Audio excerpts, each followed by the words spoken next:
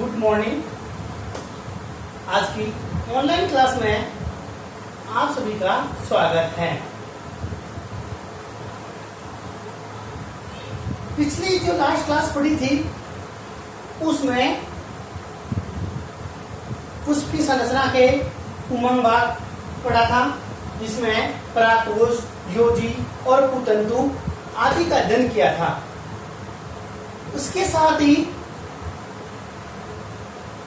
लघु बीजाणुधानी या परागकोश का परिवर्धन ये कल चल रहा था। उस क्लास में जो पिछली क्लास थी उसमें लघु बीजाणुधानी या परागकोश का परिवर्धन चल रहा था। इस टॉपिक को कंटिन्यू करते हुए ये डायग्राम और ये आरेख ये दोनों पिछली क्लास में बना चुके थे। दोनों के दोनों पिछली क्लास में बना चुके थे, लेकिन मैं दोबारा इनको एक बार डिटेल से समझा देता हूं कि लघु बीजाणुधानी का परिवर्धन कैसे होता है, या आपसे पूछे कि परागकोश का परिवर्धन कैसे होता है। इसलिए क्या करते हैं कि सबसे पहले ये देखते हैं कि अपने पास जो परागकोश है ना, ये परागकोश अपन ने क्या पढ़ा था कि पुष्प की संरचना का जो पुंमंग होता है उस पुंमंग का सबसे महत्वपूर्ण भाग होता है। और जो पुंकेसर थे ना, इस पुंकेसर के प्रत्येक अवयव ये जो भाग है ना, ये क्या कहलाता है, ये परागकोश कहलाते हैं। अब इनका परिवर्धन कैसे होता है, इसके परिवर्धन को अपन इस आरेख के माध्यम से और इसके माध्यम से, डायग्राम के माध्यम से समझाते हैं। सबसे पहले ये देखा जाता है कि जो परागकोश होता है ना, ये परागकोश सबसे पहले अविभेदित कोशिकाओं का समूह होता है। क्या होता है? अविभेदित कोशिकाओं का समूह होता है। और जिस समय इन परागकोशों का विकास प्रारंभ हो जाता है उसी समय बाह्य त्वचा का निर्माण भी हो जाता है। इसीलिए क्या होता है कि जो लघु बीजाणुधानी है, इस लघु बीजाणुधानी का निर्माण कहाँ होता है? इन परागकोशों के अंदर होता है। क्योंकि ये मानते हैं कि जो परागकोश होते हैं ना, ये प्रारंभिक अवस्था में कैसे होते हैं? द्विकोष्ठीय होते हैं, जिनके अंदर 4 परागकूटों का निर्माण होता है। और मैंने आपको नोट डलवा के एक स्पेशल बात बताई थी कि जो मालवेसी कुल है, उस मालवेसी कुल में केवल 2 ही लघु बीजाणुधानी बनती है, जबकि अधिकांश सभी पादपों में 4 लघु बीजाणुधानियों का निर्माण होता है।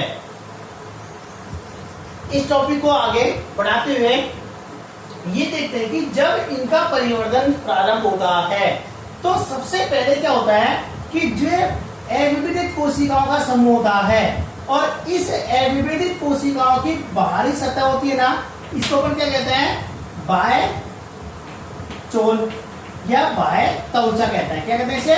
बाह्य त्वचा कहते हैं। इस बाह्य त्वचा के नीचे, इस बाह्य त्वचा के जस्ट नीचे क्या पाई जाती है? हाइपोडर्मल। क्या पाई जाती है? हाइपोडर्मल त्वचा पाई जाती है। और जो हाइपोडर्मल की कुछ कोशिकाएं होती है ना, ये कुछ कोशिकाएं क्या करती हैं? अपने आकार में वृद्धि कर लेती हैं, जिसके कारण इनका जीवद्रव सघन हो जाता है। और जो हाइपोडर्मल की वृद्धिशील जो कोशिकाएं होती है ना, उन कोशिकाओं को ही क्या कहते हैं? ट्रेपेजु कोशिका कहते हैं। ऐसे में एक बार फिर से देख लीजिएगा, ये जब परागकोश का परिवर्धन होता है, जब इस पूरे परागकोश का परिवर्धन होता है तो इन परागकोश के परिवर्धन के साथ ही बाह्य त्वचा का निर्माण हो जाता है। इन बाह्य त्वचा के नीचे हाइपोडर्मल आवरण पाया जाता है, त्वचा पाई जाती है। इनकी कुछ कोशिकाएं आकार में वृद्धि कर लेती हैं, जिसके कारण इनका जीवद्रव सघन हो जाता है। और ये वृद्धिशील कोशिकाएं क्या कहलाती हैं? ट्रेपेजु कोशिकाएं कहलाती हैं। इन ट्रेपेजु कोशिकाओं में सबसे पहले परिणत विभाजन होता है। कौन सा विभाजन होता है? परिणत विभाजन होता है। और इस परिणत विभाजन के दौरान 2 कोशिकाओं का निर्माण होता है। कितनी कोशिकाएं बनती हैं? 2 कोशिकाएं बनती हैं, जिनमें से पहली कोशिका प्राथमिक भित्तिजन कोशिका कहलाती है और दूसरी कोशिका प्राथमिक बीजाणुजन कोशिका कहलाती है। 2 कोशिका बनती हैं। नंबर 1 प्राथमिक भित्तिजन कोशिका, देखो नंबर 1 प्राथमिक भित्तिजन कोशिका ये नंबर 1 बनती है, और प्राथमिक बीजाणुजन कोशिका ये नंबर 2 बनती है। 2 कोशिकाओं का निर्माण होता है। ध्यान रहे ये दोनों कोशिका ही आगे चल करके पूरी लघु बीजाणुदानी का निर्माण करते हैं। देखो दिखने में आ रहा है ये कौन सा है, भित्तिजन। तो भित्ति का मतलब जो बीजाणुदानी की जो भित्तियां बनती हैं, कितनी बनती हैं, 4 बनती हैं। इन चारों भित्तियों का निर्माण तो किससे होता है, इस वाली कोशिका से होता है। और लघु बीजाणुदानी में क्या बनते हैं, लघु बीजाणु का निर्माण होता है। और यहां से कह रहा है लघु बीजाणु, तो लघु बीजाणु का निर्माण इस वाली कोशिका से होता है। कितनी कोशिका बनी, 2 कोशिका। नंबर 1 प्राथमिक भित्तिजन कोशिका, नंबर 2 प्राथमिक बीजाणुजन कोशिका। भित्तिजन कोशिका से लघु बीजाणुदानी के 4 आवरणों का निर्माण होता है, जबकि बीजाणुजन कोशिका से लघु बीजाणुदानी में लघु बीजाणुओं का परिवर्धन होता है। आगे देखते हैं कि ये प्राथमिक जो भित्तिजन कोशिका होती है ना, ये प्राथमिक भित्तिजन कोशिका, ये प्राथमिक जो भित्तिजन कोशिका होती है ना, ये प्राथमिक भित्तिजन कोशिका पुनः प्राथमिक भित्तिजन कोशिका पुनः विभाजित होती हैं, और पुनः विभाजित होकर के 2 कोशिकाओं का निर्माण करती हैं। एक तो अपन कहते हैं एंडोथीसियम, क्या कहलाता है इसको, एंडोथीसियम, जिसको अंतःस्थम कोशिका भी, आवरण भी कहते हैं। और दूसरा कहलाता है भित्तीय कोशिका, क्या कहलाती है, भित्तीय सेल कहते हैं। ये जो भित्तीय सेल होती है ना, ये भित्तीय कोशिका दोबारा 2 भागों में विभाजित होती है, और एक बनाती है मध्य परत, और एक कहलाता है टेपिटम, टेपिटम। इसको पोषोतक, इसको पोषो तक के नाम से भी जाना जाता है। पोष प्लस ऊतक, ऐसे ऊतक जो पोषण प्रदान करते हैं, इसलिए इन्हें क्या कहते हैं, पोषो तक के नाम से भी जाना जाता है। कितनी बनी, नंबर 1 बाह्य त्वचा, नंबर 2 एंडोथीसियम बोलते हैं अंतस्थ त्वचा, क्या कहते हैं, अंतस्थ त्वचा। ये कौन सी हो गई, अंतः त्वचा हो गई। नंबर 3 मिडिल लेयर, और नंबर 4 टेपिटम। कितनी बन गई, 4 परत का निर्माण हो गया। नंबर 1 बाह्य त्वचा, नंबर 2 एंडोथीसियम या अंतस्थ त्वचा, नंबर 3 मध्य परत, और नंबर 4 टेपिटम। इन चारों का निर्माण किससे हुआ है, प्राथमिक भित्तिजन कोशिका से हुआ है। और जो ये जो बीजाणुजन कोशिका होती है ना, ये क्या करती है, सबसे पहले लघु बीजाणु मात्र कोशिका, इसका निर्माण करती है, लघु बीजाणु मात्र कोशिका का निर्माण करती है। और ये लघु बीजाणु मात्र कोशिका होती है, ये आगे अर्धसूत्री विभाजन द्वारा लघु बीजाणुओं का निर्माण करती है। किससे बनाती है, लघु बीजाणु बनते हैं, किससे, अर्धसूत्री विभाजन से। किससे बनते हैं, अर्धसूत्री विभाजन से लघु बीजाणुओं का निर्माण होता है। और ये लघु बीजाणु ही आगे चल के परागकण का निर्माण करते हैं। इस प्रकार से लघु बीजाणुदानी में चारों भित्तियों का निर्माण प्राथमिक भित्तिजन कोशिका से होते हैं, और लघु बीजाणु या परागकणों का निर्माण प्राथमिक बीजाणुजन कोशिका से होता है। ये एक नॉर्मल इंट्रोडक्शन है। चारों भित्ति का निर्माण किस प्रकार से हुआ है ये मैंने आपको बताया, लेकिन चारों भित्ति कैसे कार्य करती हैं वो डिटेल में आपको भी बता रहा हूं। जैसे ही अपने पास ये 4 भित्ति बनी और यहाँ से लघु बीजाणु परागकण बने, तो इनके साथ साथ ही इसके स्ट्रक्चर को मैं आपको बता देता हूँ कि अभी भी अपन ने कल पिछली क्लास में पढ़ा था कि जो लघु बीजाणु होते हैं ना, ये लघु बीजाणु कहाँ बनते हैं, लघु बीजाणुधानी के अंदर बनते हैं। और लघु बीजाणुधानी कहाँ बनती है, परागकोश के अंदर बनती है। इसीलिए अपन ने ये कहा था कि ये परागकोश होते हैं ना, ये परागकोश में कितने पाए जाते हैं, 4 परागकूट पाए जाते हैं। देखो 1 2 3 और 4, कितने परागकूट हुए, 4 परागकूट हुए। ये सबसे बाहर की जो परत आपको दिखाई दे रही है, ये सबसे बाहरी परत क्या कहलाती है, ये सबसे भारी परत कहलाती है बाह्य त्वचा। क्या कहलाती है? बाह्य त्वचा कहलाती है। इसके अंदर की जो जस्ट लेयर होती है ना, उसको अपन क्या कहते हैं? एंडोथीसियम कहते हैं। क्या कहते हैं इसे? एंडोथीसियम कहते हैं। इसके जस्ट नीचे की जो परत होती है, इसको अपन कहते हैं मध्य परत। और सबसे अंदर की जो परत होती है ना, इसको अपन क्या कहते हैं? टेपिटम। किस प्रकार से 4 परतों का निर्माण हुआ? सबसे बाहरी परत बाह्य त्वचा, उससे अंदर वाली एंडोथीसियम, उससे अंदर वाली मिडिल लेयर मध्य परत, और सबसे आंतरिक वाली कौन सी कहलाती है? टेपिटम कहलाती है। इन्हीं 4 परतों का निर्माण अपन ने इस प्राथमिक भित्तिगत कोशिका से भी चारों ही परतों का निर्माण किया था। दूसरी बात देखते हैं कि जो लघु बीजाणु होते हैं ना, देखो इधर से है, ये पूरा जो भाग है ना, ये वाला भाग, चाहे ये वाला भाग मान लें, चाहे ये वाला भाग मान लें, चाहे ये भाग मान लें, चाहे ये भाग मान लें, चारों जो परागपुट होते हैं ना, ये किसका निर्माण करते हैं? ये लघु बीजाणु दानी का निर्माण करते हैं। और इन लघु बीजाणु दानी के अंदर क्या होते हैं? लघु बीजाणु जनऊतक होते हैं। देखो ध्यान रखो, क्या है? लघु बीजाणु जनऊतक होते हैं। और ये जो बीजाणु जनऊतक होते हैं ना, इनसे ही लघु बीजाणुओं का परिवर्तन होता है। और ये लघु बीजाणु ही आगे चल करके परागकण में परिवर्तित हो जाते हैं। ये कहलाती है लघु बीजाणु दानी की संरचना, या लघु बीजाणु दानी का अनुप्रस्थ काट अपन इसको कह सकते हैं। जैसे ये लघु बीजाणु दानी परिपक्व अवस्था में आती है, तो जैसे परिपक्व अवस्था में आती है, तो परिपक्व अवस्था में आने के साथ साथ ही ये जो परागपुट है ये, और ये परागपुट है ये, एक साइड के दोनों परागपुट और एक साइड के 2 परागपुट, ये दोनों परागपुट परस्पर मिलकर के लघु बीजाणुओं के निर्माण में सहायक होते हैं।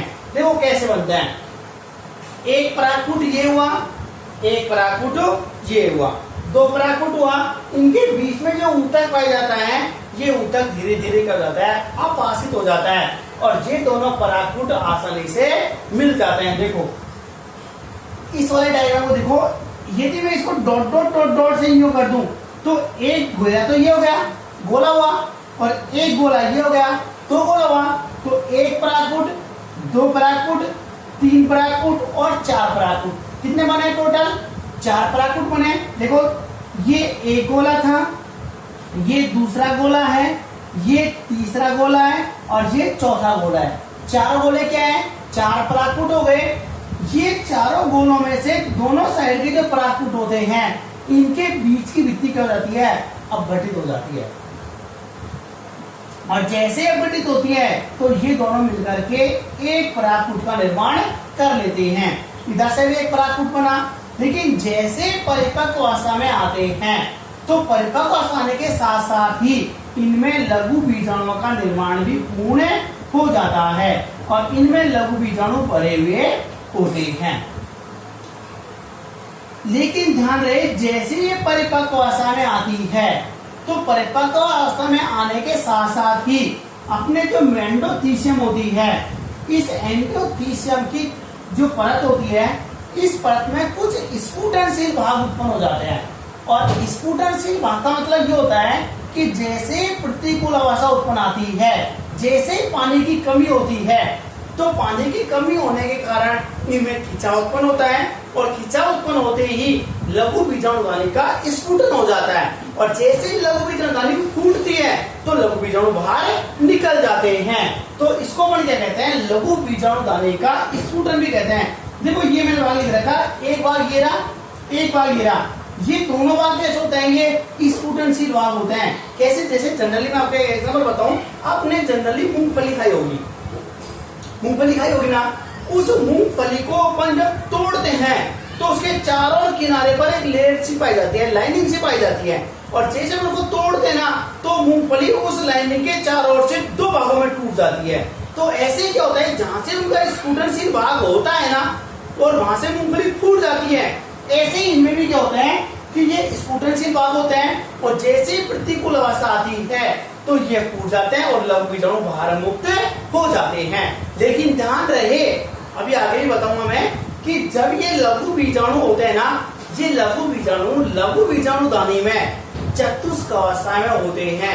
चार चार के समूह में पाए जाते हैं। उनकी व्यवस्था क्रम कैसे होती है, इसको अपन लघु बीजाणु जनन में आगे अभी जो टॉपिक आएगा लघु बीजाणु जनन, इसमें आगे अपन पढ़ेंगे। अभी ये ध्यान रहे कि ये तो लघु बीजाणु दानी के परिवर्तन का आरेख है, ये लघु बीजाणु दानी की संरचना है। और जब ये लघु बीजाणु दानी परिपक्व हो जाती है तो ये कैसे तो स्फुटन दर्शाती है और कैसे लघु बीजाणुओं का निर्माण होता है वो डायग्राम ये है।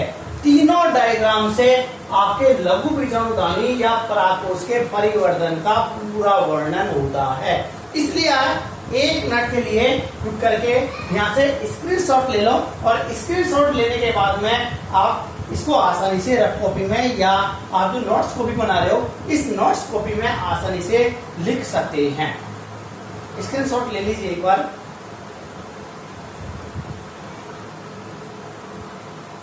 यहाँ तक कंप्लीट हुआ। अब अपन ये देखते हैं कि ये जो चारों भित्तियों का निर्माण हुआ है ना, ये चारों भित्ति बनी है 1 2 3 और 1 4। ये चारों भित्तियां किस प्रकार से निर्माण करती हैं या कैसे बनती है या फिर ये किस प्रकार से क्रियाशीलता दर्शाती हैं, ये ध्यान रखना। एक नोट डाल के लिख लो, नोट डाल के लिख लो।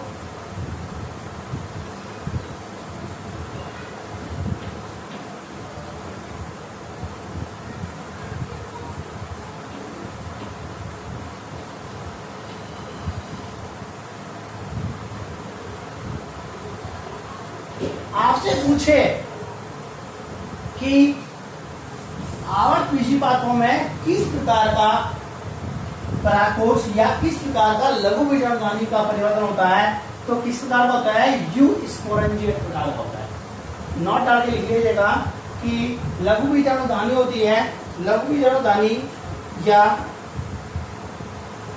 परागकोश का परिवर्तन किस प्रकार का होता है, किस प्रकार का होता है, यू स्पोरेंजिएट प्रकार का होता है। इसको नोट डाल के स्पेशल कहीं से भी लिख लीजिएगा कि इसको आपसे पूछ देता है केवल 1 नंबर का कि परागकोश का परिवर्तन किस प्रकार का होता है, तो अपन कहेंगे कि परागकोश का परिवर्तन यू स्पोरेंजिएट प्रकार का होता है। राइट। अब देखो मैं यहाँ से डायग्राम को मिटा देता हूँ और डायग्राम को मिटाने के साथ में ही एक एक का निर्माण अपन देखते हैं कैसे निर्माण हुआ है और क्या कार्य है।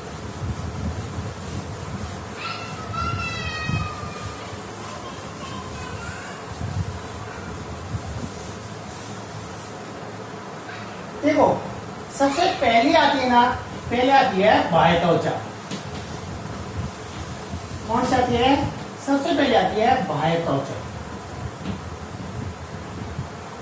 आप नोट्स बनाते हैं तो नोट्स बनाने के दौरान जो बाह्य त्वचा से संबंधित जो भी विशेषताएं मैं बताता हूँ उन विशेषताओं को या तो आप नोट कर लीजिए या फिर आप रफ कॉपी में लिख लीजिए पहले, फिर बाद में किसी बुक्स का सहारा लेकर के इसकी विशेषताओं को कंप्लीट कर लीजिए।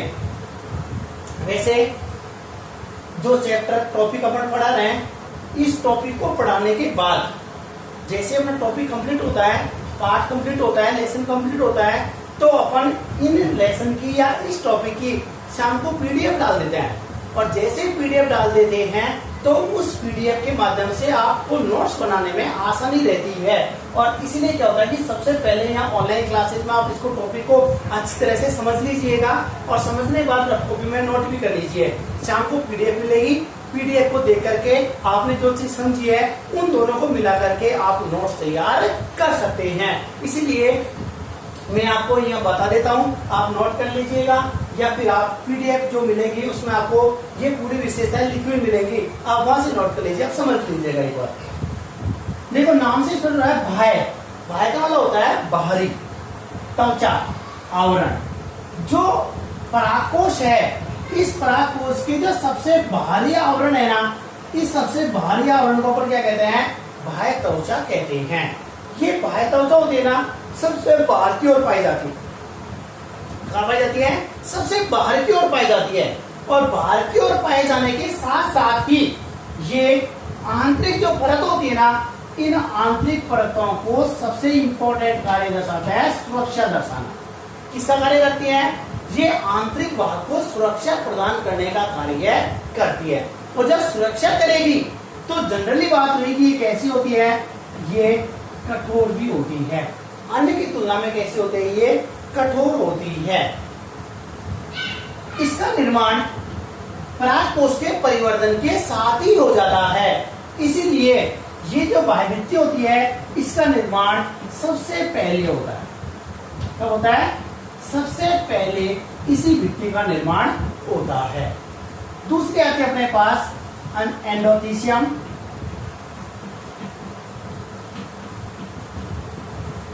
इसको अंतस्थ त्वचा भी कहते हैं।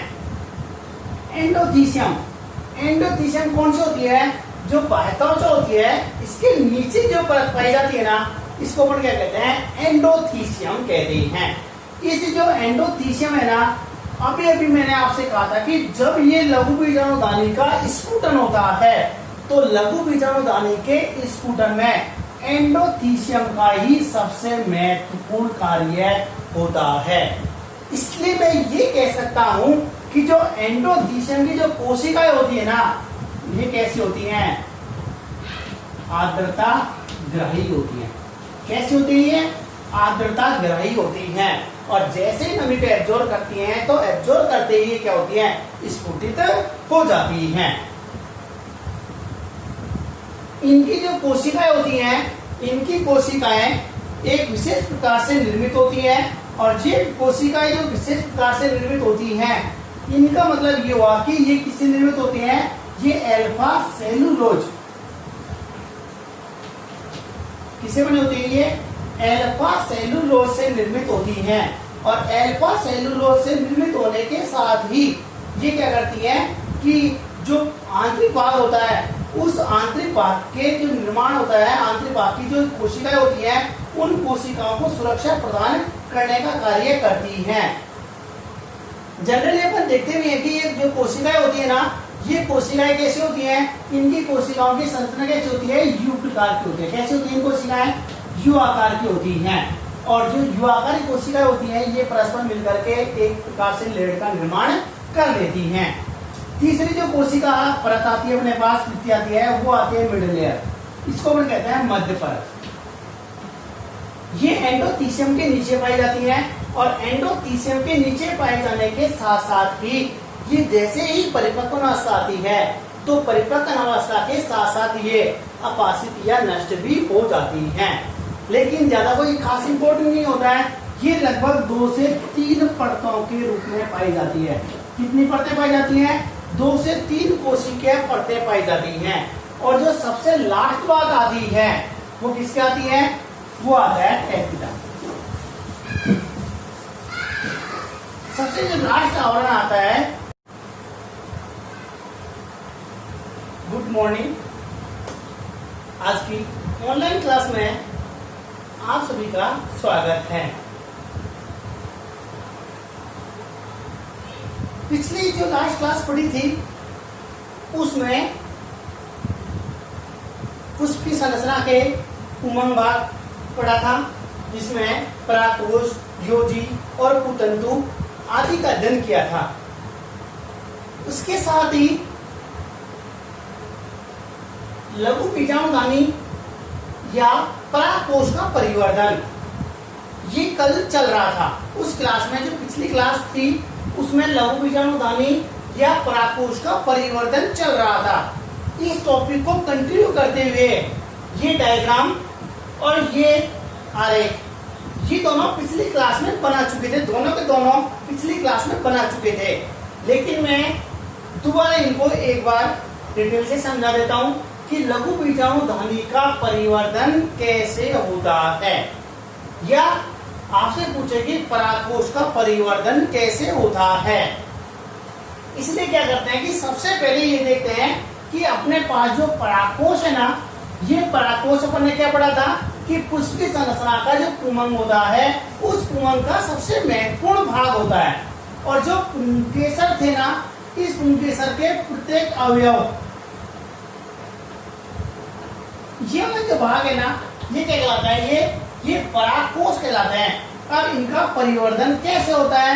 इसके परिवर्धन को अपन इस आरेख के माध्यम से और इसके माध्यम से, डायग्राम के माध्यम से समझाते हैं। सबसे पहले ये देखा जाता है कि जो परागकोश होता है ना, ये परागकोश सबसे पहले अविभेदित कोशिकाओं का समूह होता है। क्या होता है? अविभेदित कोशिकाओं का समूह होता है। और जिस समय इन परागकोशों का विकास प्रारंभ हो जाता है, उसी समय बाह्य त्वचा का निर्माण भी हो जाता है। इसीलिए क्या होता है कि जो लघु बीजाणुधानी है, इस लघु बीजाणुधानी का निर्माण कहाँ होता है? इन परागकोशों के अंदर होता है। क्योंकि ये मानते हैं कि जो परागकोश होते हैं ना, ये प्रारंभिक अवस्था में कैसे होते हैं? द्विकोष्ठीय होते हैं, जिनके अंदर 4 परागकूटों का निर्माण होता है। और मैंने आपको नोट डलवा के एक स्पेशल बात बताई थी कि जो मालवेसी कुल है, उस मालवेसी कुल में केवल 2 ही लघु बीजाणुधानी बनती है, जबकि अधिकांश सभी पादपों में 4 लघु बीजाणुधानियों का निर्माण होता है। इस टॉपिक को आगे बढ़ाते हुए ये देखते हैं कि जब इनका परिवर्तन प्रारंभ होता है, तो सबसे पहले क्या होता है कि जो अविभेदित कोशिकाओं का समूह होता है, और इस अविभेदित कोशिकाओं की बाहरी सतह होती है ना, इसको अपन क्या कहते हैं? बाह्य चोल या बाह्य त्वचा कहते हैं। क्या कहते हैं इसे? बाह्य त्वचा कहते हैं। इस बाह्य त्वचा के नीचे, इस बाह्य त्वचा के जस्ट नीचे क्या पाई जाती है? हाइपोडर्मल। क्या पाई जाती है? हाइपोडर्मल त्वचा पाई जाती है। और जो हाइपोडर्मल की कुछ कोशिकाएं होती है ना, ये कुछ कोशिकाएं क्या करती हैं? अपने आकार में वृद्धि कर लेती हैं, जिसके कारण इनका जीवद्रव सघन हो जाता है। और जो हाइपोडर्मल की वृद्धिशील जो कोशिकाएं होती है ना, उन कोशिकाओं को ही क्या कहते हैं? ट्रेपेजो कोशिका कहते हैं। ऐसे में एक बार फिर से देख लीजिएगा, ये जब परागकोश का परिवर्तन होता है, जब इस पूरे परागकोश का परिवर्तन होता है, तो इन परागकोश के परिवर्तन के साथ ही बाह्य त्वचा का निर्माण हो जाता है। इन बाह्य त्वचा के नीचे हाइपोडर्मल आवरण पाया जाता है, त्वचा पाई जाती है। इनकी कुछ कोशिकाएं आकार में वृद्धि कर लेती हैं, जिसके कारण इनका जीवद्रव सघन हो जाता है। और ये वृद्धिशील कोशिकाएं क्या कहलाती हैं? प्रेपेसु कोशिकाएं कहलाती हैं। इन प्रेपेसु कोशिकाओं में सबसे पहले परिणत विभाजन होता है। कौन सा विभाजन होता है? परिणत विभाजन होता है। और इस परिणत विभाजन के दौरान 2 कोशिकाओं का निर्माण होता है। कितनी कोशिकाएं बनती हैं? 2 कोशिकाएं बनती हैं, जिनमें से पहली कोशिका प्राथमिक भित्तिजन कोशिका कहलाती है, और दूसरी कोशिका प्राथमिक बीजाणुजन कोशिका कहलाती है। 2 कोशिका बनती हैं। नंबर 1 प्राथमिक भित्तिजन कोशिका, देखो नंबर 1 प्राथमिक भित्तिजन कोशिका, ये नंबर 1 बनती है। और प्राथमिक बीजाणुजन कोशिका ये नंबर 2 बनती है। 2 कोशिकाओं का निर्माण होता है। ध्यान रहे, ये दोनों कोशिका ही आगे चल करके पूरी लघु बीजाणुधानी का निर्माण करते हैं। देखो दिखने में आ रहा है, ये कौन सा है? भित्तिजन। तो भित्ति का मतलब जो बीजाणुधानी की जो भित्तियां बनती हैं, कितनी बनती हैं? 4 बनती हैं। इन चारों भित्तियों का निर्माण तो किससे होता है? इस वाली कोशिका से होता है। और लघु बीजाणुधानी में क्या बनते हैं? लघु बीजाणु का निर्माण होता है। और यहां से कह रहा है लघु बीजाणु, तो लघु बीजाणु का निर्माण इस वाली कोशिका से होता है। कितनी कोशिका बनी? 2 कोशिका। नंबर 1 प्राथमिक भित्तिजन कोशिका, नंबर 2 प्राथमिक बीजाणुजन कोशिका। भित्तिजन कोशिका से लघु बीजाणुधानी के 4 आवरणों का निर्माण होता है, जबकि बीजाणुजन कोशिका से लघु बीजाणुधानी में लघु बीजाणुओं का परिवर्तन होता है। आगे देखते हैं कि ये प्राथमिक जो भित्तिजन कोशिका होती है ना, ये प्राथमिक भित्तिजन कोशिका, ये प्राथमिक जो भित्तिजन कोशिका होती है ना, ये प्राथमिक भित्तिजन कोशिका पुनः विभाजित होती हैं, और पुनः विभाजित होकर के 2 कोशिकाओं का निर्माण करती हैं। एक तो अपन कहते हैं एंडोथीसियम, क्या कहलाता है इसको? एंडोथीसियम, जिसको अंतःस्थितम कोशिका भी आवरण भी कहते हैं। और दूसरा कहलाता है भित्तीय कोशिका। क्या कहलाती है? भित्तीय सेल कहते हैं। ये जो भित्तीय सेल होती है ना, ये भित्तीय कोशिका दोबारा दो भागों में विभाजित होती है और एक बनाती है मध्य परत और एक कहलाता है टेपिटम। टेपिटम इसको इसको पोषो तक के नाम से भी जाना जाता है। पोष प्लस ऊतक, ऐसे ऊतक जो पोषण प्रदान करते हैं, इसलिए इन्हें क्या कहते हैं? पोषो तक के नाम से भी जाना जाता है। कितनी बनी? नंबर 1 बाह्य त्वचा, नंबर 2 एंडोथीसियम बोलते हैं अंतस्थ त्वचा। क्या कहते हैं? अंतस्थ त्वचा। ये कौन सी हो गई? अंतः त्वचा हो गई। नंबर 3 मिडिल लेयर और नंबर 4 टेपिटम। कितनी बन गई? 4 परत का निर्माण हो गया। नंबर 1 बाह्य त्वचा, नंबर 2 एंडोथीसियम या अंतस्थ त्वचा, नंबर 3 मध्य परत और नंबर 4 टेपिटम। इन चारों का निर्माण किससे हुआ है? प्राथमिक भित्तिजन कोशिका से हुआ है। और जो ये जो बीजाणुजन कोशिका होती है ना, ये क्या करती है? सबसे पहले लघु बीजाणु मात्र कोशिका इसका निर्माण करती है। लघु बीजाणु मात्र कोशिका का निर्माण करती है और ये लघु बीजाणु मात्र कोशिका होती है, ये आगे अर्धसूत्री विभाजन द्वारा लघु बीजाणुओं का निर्माण करती है। किससे बनाती है?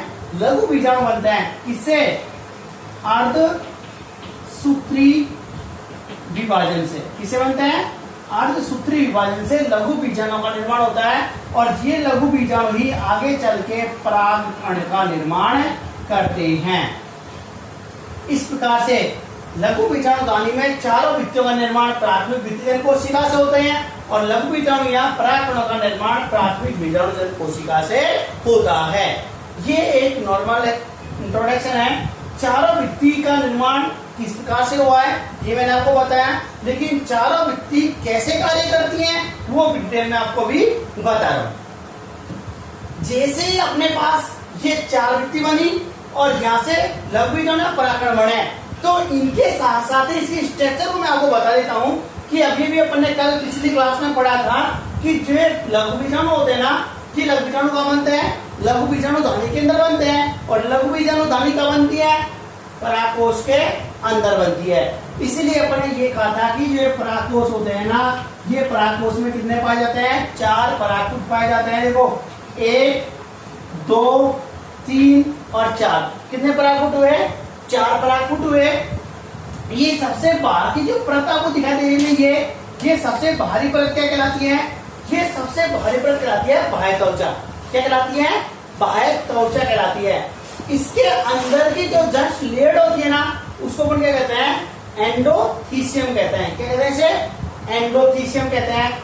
इसके जस्ट नीचे की जो परत होती है, इसको अपन कहते हैं मध्य परत। और सबसे अंदर की जो परत होती है ना, इसको अपन क्या कहते हैं? टेपिटम। किस प्रकार से 4 परतों का निर्माण हुआ? सबसे बाहरी परत बाह्य त्वचा, उससे अंदर वाली एंडोथीसियम, उससे अंदर वाली मिडिल लेयर मध्य परत और सबसे आंतरिक वाली कौन सी कहलाती है? टेपिटम कहलाती है। इन्हीं 4 परतों का निर्माण अपन ने इस प्राथमिक भित्तिजन कोशिका से भी चारों ही परतों का निर्माण किया था। दूसरी बात देखते हैं कि जो लघु बीजाणु होते हैं ना, देखो इधर से है, ये पूरा जो भाग है ना, ये वाला भाग, चाहे ये वाला भाग मान लें, चाहे ये वाला भाग मान लें, चाहे ये भाग मान लें, चाहे ये भाग मान लें, चारों जो परागकूट होते हैं ना, ये किसका निर्माण करते हैं? ये लघु बीजाणु दानी का निर्माण करते हैं। और इन लघु बीजाणु दानी के अंदर क्या होते हैं? लघु बीजाणु जन ऊतक होते हैं। देखो ध्यान रखो, क्या है? लघु बीजाणु जन ऊतक होते हैं। और ये जो बीजाणु जन ऊतक होते हैं ना, इनसे ही लघु बीजाणुओं का परिवर्तन होता है और ये लघु बीजाणु ही आगे चल करके परागकण में परिवर्तित हो जाते हैं। ये कहलाती है लघु बीजाणु दानी की संरचना या लघु बीजाणु दानी का अनुप्रस्थ काट, अपन इसको कह सकते हैं। जैसे ये लघु बीजाणु दानी परिपक्व अवस्था में आती है, तो जैसे परिपक्व अवस्था में आती है, तो परिपक्व अवस्था में आने के साथ साथ ही ये जो परागपुट है ये और ये परागपुट है ये, एक साइड के दोनों परागपुट और एक साइड के दो परागपुट, ये दोनों परागपुट परस्पर मिलकर के लघु बीजाणुओं के निर्माण में सहायक होते हैं। देखो कैसे बनते हैं, एक परागपुट ये हुआ, एक परागपुट ये हुआ, दो परागपुट हुआ, इनके बीच में जो ऊतक पाया जाता है ये ऊतक धीरे धीरे क्या हो जाता है, अपाशित हो जाता है और ये दोनों परागपुट आसानी से मिल जाते हैं। देखो इस वाले डायग्राम को देखो, यदि मैं इसको डॉट डॉट डॉट डॉट से यूं कर दूं तो एक गोला तो ये हो गया गोला हुआ और एक गोला ये हो गया तो गोला हुआ, तो एक परागपुट, दो परागपुट, तीन परागपुट और चार परागपुट, कितने बने टोटल, चार परागपुट बने। देखो ये एक गोला था, ये दूसरा गोला है, ये तीसरा गोला है और ये चौथा गोला है। चार गोले क्या है, चार परागपुट हो गए। ये चारों गोलों में से दोनों साइड के जो परागपुट होते हैं इनके बीच की भित्ति क्या हो जाती है, अपघटित हो जाती है और जैसे अपघटित होती है तो ये दोनों मिलकर के एक परागपुट का निर्माण कर लेते हैं। इधर से भी एक परागपुट बना, लेकिन जैसे परिपक्व अवस्था में आते हैं तो परिपक्व अवस्था आने के साथ साथ ही इनमें लघु बीजाणुओं का निर्माण भी पूर्ण हो जाता है और इनमें लघु बीजाणु भरे हुए होते हैं। लेकिन ध्यान रहे, जैसे ये परिपक्व अवस्था में आती है तो परिपक्व अवस्था में आने के साथ साथ ही अपने जो एंडोथीसियम होती है, इस एंडोथीसियम की जो परत होती है, इस परत में कुछ स्फुटनशील भाग उत्पन्न हो जाते हैं और स्फुटनशील भाग का मतलब ये होता है कि जैसे प्रतिकूल अवस्था उत्पन्न आती है, जैसे पानी की कमी होती है तो पानी की कमी होने के कारण इनमें खिंचाव उत्पन्न होता है और खिंचाव उत्पन्न होते ही लघु बीजाणु दानी का स्फुटन हो जाता है और जैसे ही लघु बीजाणु दानी फूटती है तो लघु बीजाणु बाहर निकल जाते हैं। तो इसको अपन क्या कहते हैं, लघु बीजाणु दानी का स्फुटन भी कहते हैं। देखो ये मैंने भाग लिख रखा, एक भाग ये रहा, एक भाग ये रहा, ये दोनों भाग कैसे होते हैं, ये स्फुटनशील भाग होते हैं। कैसे, जैसे जनरली मैं आपको एक एग्जांपल बताऊं, आपने जनरली मूंगफली खाई होगी, मूंगफली खाई होगी ना, उस मूंगफली को अपन जब तोड़ते हैं तो उसके चारों किनारे पर एक लेयर सी पाई जाती है, लाइनिंग सी पाई जाती है और जैसे हम उसको तोड़ते हैं ना तो मूंगफली उस लाइनिंग के चारों ओर से दो भागों में टूट जाती है। तो ऐसे क्या होता है, जहां से उनका स्फुटनशील भाग होता है ना और वहां से मूंगफली फूट जाती है, ऐसे ही इनमें भी क्या होता है कि ये स्फुटनशील भाग होते हैं और जैसे ही प्रतिकूल अवस्था आती है तो ये फूट जाते हैं और लघु बीजाणु बाहर मुक्त हो जाते हैं। लेकिन ध्यान रहे, अभी आगे भी बताऊंगा मैं कि जब ये लघु बीजाणु होते हैं ना, ये लघु बीजाणु दानी में चतुष्क अवस्था में होते हैं, चार चार के समूह में पाए जाते हैं। उनकी व्यवस्था क्रम कैसे होती है, इसको अपन लघु बीजाणु जनन में आगे अभी जो टॉपिक आएगा लघु बीजाणु जनन, इसमें आगे अपन पढ़ेंगे। अभी ये ध्यान रहे कि ये तो लघु बीजाणु दानी के परिवर्तन का आरेख है, ये लघु बीजाणु दानी की संरचना है और जब ये लघु बीजाणु दानी परिपक्व हो जाती है तो ये कैसे तो स्फुटन दर्शाती है और कैसे लघु बीजाणुओं का निर्माण होता है वो डायग्राम ये है। तीनों डायग्राम से आपके लघु बीजाणु दानी या परागकोश के परिवर्तन का पूरा वर्णन होता है। इसलिए आप एक मिनट के लिए रुक करके यहाँ से स्क्रीनशॉट ले लो और स्क्रीनशॉट लेने के बाद में आप इसको आसानी से रफ कॉपी में या आप जो नोट्स कॉपी बना रहे हो इस नोट्स कॉपी में आसानी से लिख सकते हैं। स्क्रीनशॉट ले लीजिए एक बार।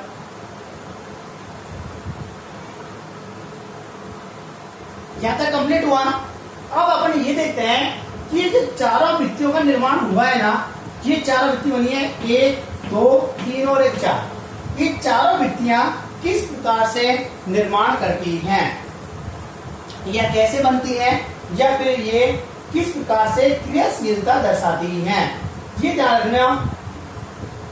एक नोट डाल के लिख लो,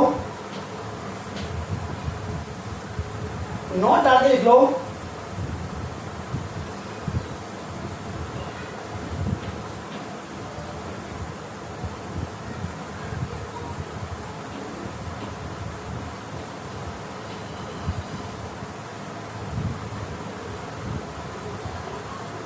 आपसे पूछे कि आवर्त विषिपातों में किस प्रकार का पराकोष या किस प्रकार का लघु बीजाणुधानी का परिवर्तन होता है, तो किस प्रकार का होता है, यू स्पोरेंजिएट प्रकार का होता है। नोट डाल के लिख लीजिएगा कि लघु बीजाणुधानी होती है, लघु बीजाणुधानी या पराकोष का परिवर्तन किस प्रकार का होता है, किस प्रकार का होता है, यू स्पोरेंजिएट प्रकार का होता है। इसको नोट डाल के स्पेशल कहीं से भी लिख लीजिएगा कि इस पर आपसे पूछ देता है कई बार एक नंबर का कि परागकोश का परिवर्तन किस प्रकार का होता है, तो अपन कहेंगे कि परागकोश का परिवर्तन यू स्पोरेंजिएट प्रकार का होता है। राइट। अब देखो मैं यहाँ से डायग्राम को मिटा देता हूँ और डायग्राम को मिटाने के साथ में ही एक एक का निर्माण अपन देखते हैं कैसे निर्माण हुआ है और क्या कार्य है।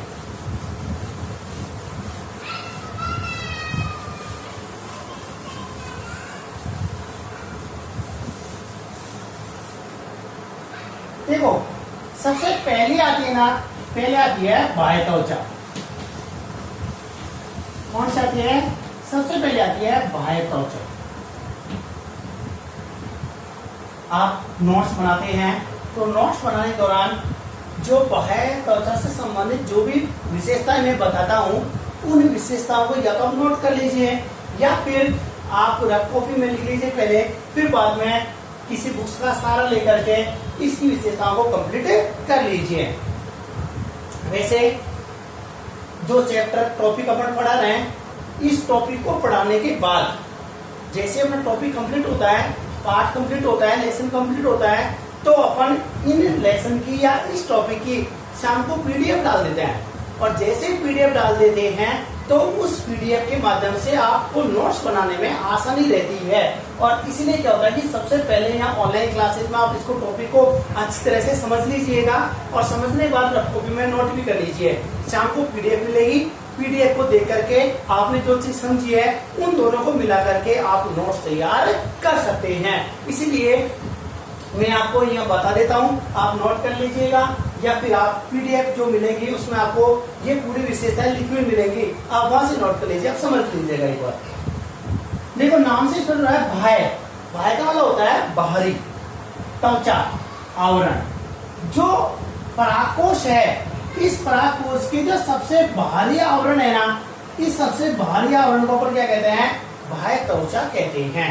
ये बाह्य त्वचा होती है ना, सबसे बाहर की ओर पाई जाती है। कहाँ पाई जाती है, सबसे बाहर की ओर पाई जाती है। और बाहर की ओर पाए जाने के साथ साथ ही ये आंतरिक जो परत होती है ना, इन आंतरिक परतों को सबसे इंपॉर्टेंट कार्य दर्शाता है सुरक्षा दर्शाना। किसका कार्य करती है, ये आंतरिक भाग को सुरक्षा प्रदान करने का कार्य करती है। और जब सुरक्षा करेगी तो जनरली बात हुई कि ये कैसी होती है, ये कठोर भी होती है। अन्य की तुलना में कैसी होती है, ये कठोर होती है। इसका निर्माण परागकोश के परिवर्तन के साथ ही हो जाता है। इसीलिए ये जो बाह्यभित्ति होती है, इसका निर्माण सबसे पहले होता है। कब होता है, सबसे पहले इसी भित्ति का निर्माण होता है। दूसरी आती है अपने पास एंडोथीसियम।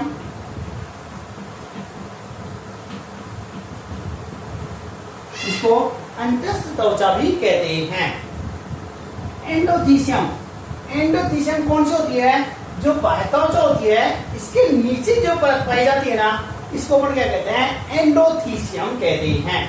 इस जो एंडोथीसियम है ना, अभी अभी मैंने आपसे कहा था कि जब ये लघु बीजाणुधानी का स्फुटन होता है तो लघु बीजाणुधानी के स्फुटन में एंडोथीसियम का ही सबसे महत्वपूर्ण कार्य होता है। इसलिए मैं ये कह सकता हूं कि जो एंडोथीसियम की जो कोशिकाएं होती है ना, ये कैसी होती हैं, आर्द्रता ग्राही होती हैं। कैसी होती है, आर्द्रता ग्राही होती हैं। और जैसे ही नमी को एब्जॉर्ब करती हैं तो एब्जॉर्ब करते ही क्या होती हैं, स्फुटित हो जाती हैं। इनकी जो कोशिकाएं होती हैं, इनकी कोशिकाएं एक विशेष प्रकार से निर्मित होती हैं। और ये कोशिकाएं जो विशेष प्रकार से निर्मित होती हैं, इनका मतलब ये हुआ कि ये किससे निर्मित होती हैं, ये अल्फा सेलुलोज,